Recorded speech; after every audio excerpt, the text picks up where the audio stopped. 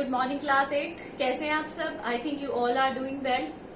So in the previous class, जब हमारी पिछली क्लास स्टार्ट हुई थी, उसमें हमने हमारा chapter 3 glimpses of the past, अतीत की कुछ झलकियां, ये चैप्टर हमने शुरू कर दिया था, जिसके हमने पहले 2 टॉपिक कर लिए थे। पहले जो पिक्टोरियल, जिसमें मैंने आपको बताया था कि इसमें स्पीच बबल के थ्रू आपको बताया गया है कि पहले पास्ट में क्या क्या हुआ करता था, किस तरीके से अंग्रेजों ने हमारे यहाँ पे सबको हराया या सबको डिवाइड एंड रूल किया। सबसे पहले हमारे जो किसान थे उनके ऊपर किस तरीके से जुल्म ढाए, ये सब हम आज इस चैप्टर में पढ़ेंगे। तो आज हम स्टार्ट करेंगे जो थर्ड वाला ब्रिटिश रूल है, पिक्टोरियल जो पिक्चराइजेशन दिया हुआ है, थर्ड वन, उससे शुरू करेंगे। That is British rule. Okay, British rule 1765 से 1836 तक। ब्रिटिश रूल कब तक है? 1765 से 1836 तक। Okay, religious leaders preach like ideas like untouchability and child marriage. आपको पता है कि पहले के जमाने में अनटचेबिलिटी क्या होती है? छुआछूत, और चाइल्ड मैरिज, बाल विवाह, ये बहुत कॉमन थे और ये आज भी कॉमन है बहुत ज्यादा। ये जितने भी प्रैक्टिसेस है, ये जो सारी चीजें होती हैं, ये आज भी होती हैं। कहने के लिए ही ये बंद हुई है, बट ये आज भी कहीं ना कहीं होती है। तो जो धार्मिक गुरु थे, रिलीजियस लीडर थे, वही इनको क्या करते थे? प्रमोट करते थे, इनका प्रीच करते थे। तो हम यहाँ पे हमारे हार्ड वर्ड्स लिखेंगे।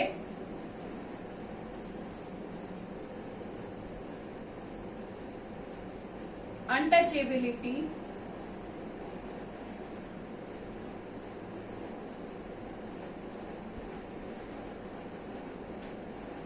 Religious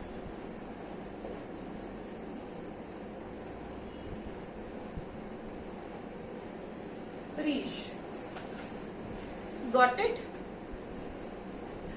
So anyone who crosses the seas loses his religion.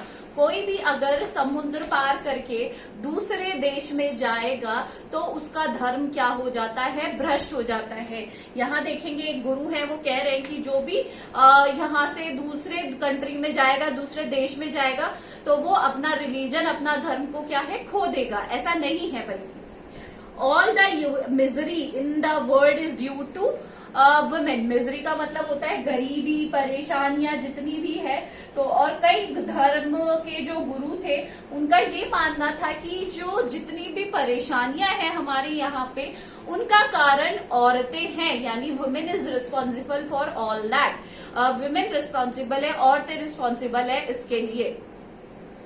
The truth was the Indians has lost self-respect and the British scorn them। और scorn करना मतलब होता है मसल देना।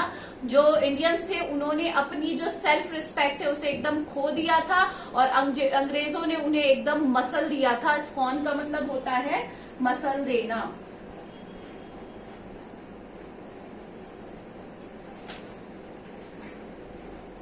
Being merchants, the British wanted quick profits, their heavy taxes forced manners to abandon their fields। अब जो Britishers थे वो ये चाहते थे कि उन्हें बहुत, यानी क्या कहा जाए, जल्दी जल्दी उन्हें क्या हो? फायदा हो। तो उन्होंने क्या किया? जो हैवी कर लगा रखे थे, टैक्स लगा रखे थे उनके ऊपर, उसे क्या कर दिया? बढ़ा दिया, ताकि लोग क्या हो जाए, उसके बोझ तले, जो उन्होंने उधार लिया हुआ है उसके तले दब जाए और अपनी जमीन को वापस कभी भी छुड़ा नहीं पाए। But your man are taking away all my crop. यहाँ पे एक पिक्चर में दिया हुआ है कि एक जो अंग्रेज ब्रिटिशर है, वो सारा उसका जो अनाज है या जो भी उनकी फसल हुई है किसान की, वो ले जा रहा है। एंड वो उससे रिक्वेस्ट कर रहे हैं कि आपके आदमी मेरा सारा सामान उठाकर ले जा रहे हैं। You are still in arrears. Arrears होता है डेब्ट, कर्ज। एरियर्स का मतलब होता है कर्ज। एरियर्स का मतलब होता है कर्ज। तो वो कह रहा है कि तुम अभी भी कर्ज में हो, and if you don't pay next week I will send you to the jail. उन्होंने कहा कि अगर आप इसे नहीं चुकाएंगे अगले महीने तक, नेक्स्ट वीक सॉरी, अगले हफ्ते तक, तो आपको जेल भेज दिया जाएगा। The goods manufactured in England should not have any import duty when brought into India. तो जो ब्रिटिशर्स जब उन्होंने अपनी जो गवर्नमेंट है उसको बनाना शुरू किया तो उन्होंने ये कहा कि जितने भी चीजें वहां से बाहर से इंपोर्ट होगी तो उस पे क्या नहीं लगना चाहिए, ड्यूटी नहीं लगनी चाहिए, कोई भी कस्टम ड्यूटी नहीं लगनी चाहिए. A good idea. The East India Company laws begin to cripple Indian industry. धीरे धीरे उन्होंने इंडियन की जो क्रिपल करना मतलब होता है डिसेबल करना, वीक करना. क्रिपल करना मतलब हो जाता है वीक करना. धीरे धीरे जो इंडिया की पॉलिसीज थी उनको उन्होंने क्या कर दिया, क्रिपल कर दिया, खराब कर दिया, डिसेबल कर दिया. The British policies ruin the expert artisans and their businesses. और जो छोटे छोटे स्मॉल इंडस्ट्री वाले लोग होते हैं जैसे शिल्पकार हो गए, हस्तकार हो गए, इन सब का जो बिजनेस था वो धीरे धीरे क्या हो गया, ठप हो गया. नाउ अब वोट करेंगे हम राजा राम मोहन रॉय 1772 से 1833. आपको सबको पता है कि जो Raja Ram Mohan Roy he was the person जिनके कारण सती प्रथा क्या हुई थी, बंद हुई थी. सबको पता है सती प्रथा क्या होती है कि किसी के हस्बैंड की डेथ हो जाए तो उनको उन्हीं के साथ जला दिया जाए. Raja Ram Mohan Roy, a learned man from Bengal, understood what was wrong with the country. जो राजा राम मोहन रॉय थे, लर्नेड मैन, बहुत ही ज्यादा पढ़े लिखे मैन फ्रॉम बंगाल, उन्हें एक्चुअल में समझ में आ गया कि कंट्री के साथ क्या गलत हो रहा है, यहाँ पे क्या चीज गलत है. Let us despise ourself, our ancient culture is great. तो उन्होंने कहा हमें अपने आप को पीछे नहीं खींचना चाहिए किसी से, हमारा जो एंशिएंट कल्चर है वो बहुत महान है. जो हमारा पुराना एंशिएंट कल्चर है, हमारी संस्कृति है, वो बहुत ही ज्यादा महान है. And we are capable of greater achievements. We must reform our society. Superstitions have ruining us. हमें हमारी सोसाइटी में क्या करना चाहिए, रिफॉर्म करना चाहिए. रिफॉर्म का मतलब होता है सुधार करना.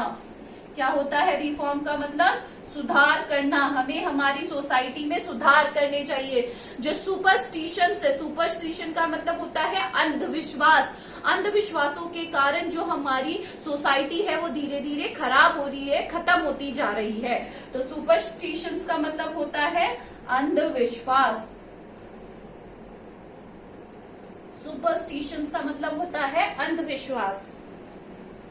ही टोल्ड हिज वाइफ, उन्होंने अपनी वाइफ को कहा, cows are of different colour, गाय सब अलग अलग कलर की होती हैं, but the colour of their milk is same. But जो उसके दूध का कलर है वो सेम ही है, यानी सफेद. चाहे जिस भी कलर की गाय हो वो सफेद रंग का ही दूध देती है, अलग अलग कलर का दूध नहीं देती है, according to their body outer colour. Different teachers have different opinion, but the essence of every religion is the same. अगर हम बात करें कि डिफरेंट जो ओपिनियन है लोगों के, राजा जो धार्मिक गुरु हैं, उनका सबके ओपिनियन अलग अलग है, सबके विचार अलग है, बट उनका सार एसेंस क्या है, एक ही धर्म को हमें मानना चाहिए. He was attracted by science and modern knowledge. वो साइंस की तरफ, विज्ञान की तरफ, जो प्रेजेंट में मॉडर्न नॉलेज है उसकी तरफ बहुत अट्रैक्ट हो गए थे. Knowledge should be practical and scientific. Knowledge क्या होनी चाहिए, प्रैक्टिकल होनी चाहिए, सामने करके दिखानी चाहिए, और साइंटिफिक होनी चाहिए. He started newspaper, but the suspicious British stopped them in 1823. उन्होंने एक न्यूज़पेपर भी स्टार्ट किया था ताकि वो लोगों को क्या कर सके, जागरूक कर सके हर चीज के प्रति. पर ब्रिटिशर्स को उसके बारे में पता चल गया और उन्होंने उसे क्या कर दिया, स्टॉप कर दिया. He crossed the seas and went to England to see what made the British powerful. अब जब उन्होंने ये देखा कि ये ब्रिटिशर्स के हाथ में इतनी पावर कैसी है, तो वो इंग्लैंड गए ताकि वो ये जान सके कि किस तरीके से इन लोगों के पास इतनी पावर है. ऐसा है क्या कि इनके पास इतनी पावर है. We accept you as ruler, you must accept as subjects. उन्होंने वहां जाकर लोगों को संबोधित करते हुए कहा कि हमने तुम्हें हमारे राजा के रूप में स्वीकार कर लिया है हमारे, बट आपको भी अपने प्रजा के रूप में हमें स्वीकार करना होगा.